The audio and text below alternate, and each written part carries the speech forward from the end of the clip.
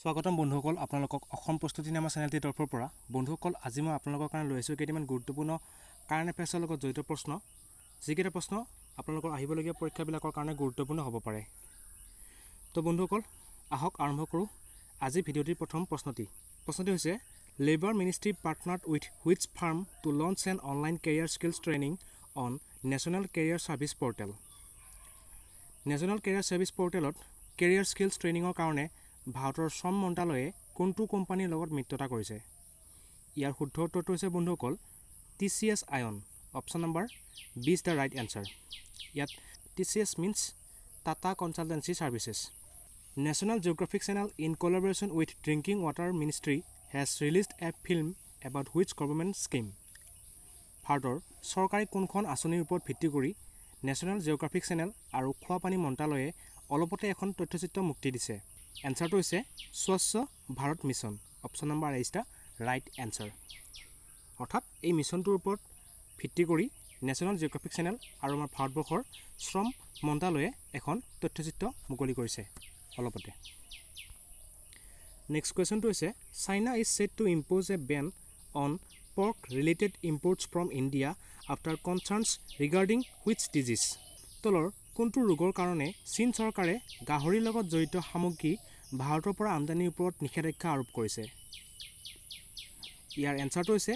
African swine fever option number 20 টা right answer অৰ্থাৎ African swine ফিভাৰৰ কাৰণে চীনৰ চৰকাৰখনে কি কৰিছে গাহৰিৰ লগত জড়িত সামগ্ৰী ভাৰতৰ পৰা আমদানিৰ ওপৰত নিষেধাজ্ঞা আৰোপ কৰিছে When is World No Tobacco Day celebrated every year World No Tobacco Day প্ৰতি বছৰে কেতিয়া বা কোনটো দিনত পালন কৰা হয় ইয়াৰ শুদ্ধ উত্তৰটো হৈছে বন্ধুসকল 31 মে অৰ্থাৎ অপশ্যন নম্বৰ বি হৈছে right এনসাৰটো Which file sharing website has been ordered to be blocked by the Department of Telecom Department of Telecomৰ দ্বাৰা কোনটো তথ্য সৰবৰাহ কৰা ৱেবছাইট বন্ধ কৰাৰ বাবে আদেশ দিয়া হৈছে ইয়াৰ এনসাৰটো হৈছে উই ট্ৰান্সফাৰ তো অপশ্যন নম্বৰ 20 টা ৰাইট এনসাৰ উই ট্ৰান্সফাৰ আৰু উই ট্ৰান্সফাৰৰ কি কৰা হয় এটা কম্পিউটাৰৰ পৰা আনটা কম্পিউটাৰলৈ তথ্যবিলাক সৰবৰাহ কৰিব পাৰি বা গ্ৰহণ কৰিব পাৰি কোনো ধৰণৰ লিমিট নোহোৱাকৈ নেক্সট কোৱেশ্যনটো হৈছে which sport personality was ranked at the top spot in the annual Forbes ranking of highest paid athletes 2020 চনত ফৰ্বছ আলোচনীখনত প্ৰকাশ পোৱা আটাইতকৈ বেছি মাননি পোৱা এথলীট গৰাকীৰ নাম কি ইয়াৰ এনসাৰটো হৈছে ৰজাৰ ফেডাৰাৰ অপশ্যন নম্বৰ 20 টা ৰাইট এনসাৰ আৰু মহিলা এথলীট গৰাকীৰ নাম হৈছে Naomi Osaka and she is from Japan which country that currently holds the BRICS presidency hosted the meeting of the BRICS heads of tax authorities প্ৰশ্নটো অসমীয়াত হ'ব এনেকুৱা ব্ৰিক্সৰ সদস্য দেশকেইখনৰ মুখ্য আয়কৰ অধিকাৰীসকলৰ মাজত অনুষ্ঠিত সভাখন কোনখন দেশে হোষ্ট কৰিছিল আকৌ কৈছোঁ ব্ৰিক্সৰ সদস্য দেশকেইখনৰ যিকেইখন দেশ আছে ব্ৰাজিল ৰাছিয়া ইণ্ডিয়া চাইনা আৰু সাউথ আফ্ৰিকা এই দেশকেইখনৰ মুখ্য আয়কৰ অধিকাৰীসকলৰ মাজত অনুষ্ঠিত যিখন সভা এই সভাখন কোনখন দেশে হোষ্ট কৰিছিল ইয়াৰ এনসাৰটো হৈছে অপশ্যন নম্বৰ এ ব্ৰাজিল ঠিক আছে Brazil Which major technology company has launched a new application named Sodar to help people maintain distancing? মানুহৰ মাজত ডিষ্টেন্স বা দূৰত্ব বজাই ৰখাত সহায়ক হোৱাকৈ কোনটো বৃহৎ কোম্পানীয়ে Sodar নামৰ এপটো লঞ্চ কৰিছে এনসাৰটো হৈছে অপশ্যন নম্বৰ সি গুগলে কি কৰিছে এই Sodar নামৰ এপটো লঞ্চ কৰিছে to help people maintain distancing. Which is the smallest state of India by area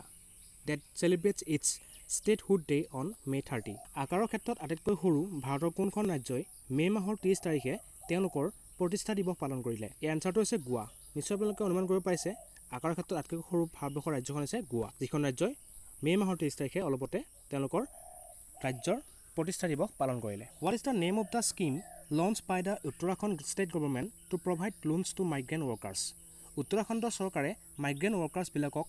loan দিবৰ কাৰণে তলৰ কোনখন আঁচনি যুগুত কৰিছে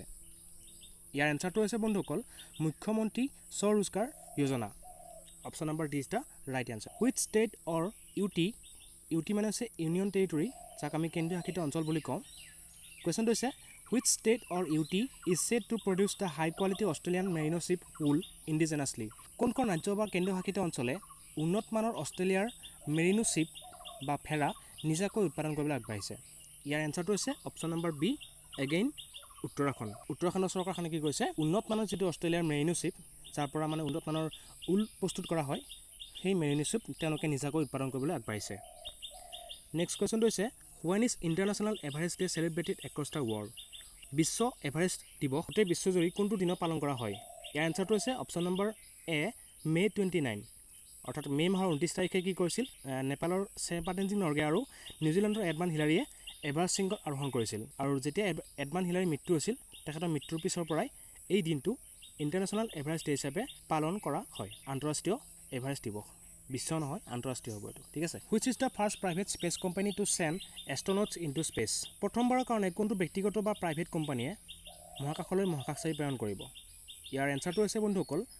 space x option number C is the right answer আৰু স্পেচ এক্সৰ অ'নাৰগৰাকীৰ নাম হৈছে এলন মাস্ক মই পিকচাৰটো দি দিছোঁ তেখেতৰ নিশ্চয় আপোনালোকে তেওঁক চিনি পায় what is the name of the program launch by the ministry of electronics and I T in collaboration with Intel India ভাৰতৰ ministry of electronics and I T মন্ত্ৰালয়ে ইণ্টেল ইণ্ডিয়াৰ সৈতে লগ হৈ কোনটো প্ৰগ্ৰেম লঞ্চ কৰিছে ইয়াৰ এনচাৰটো হৈছে responsible AI for youth AI means artificial intelligence what is the theme of the world milk day 2020 world milk day 2020 থিমটো কি আছিল বাৰু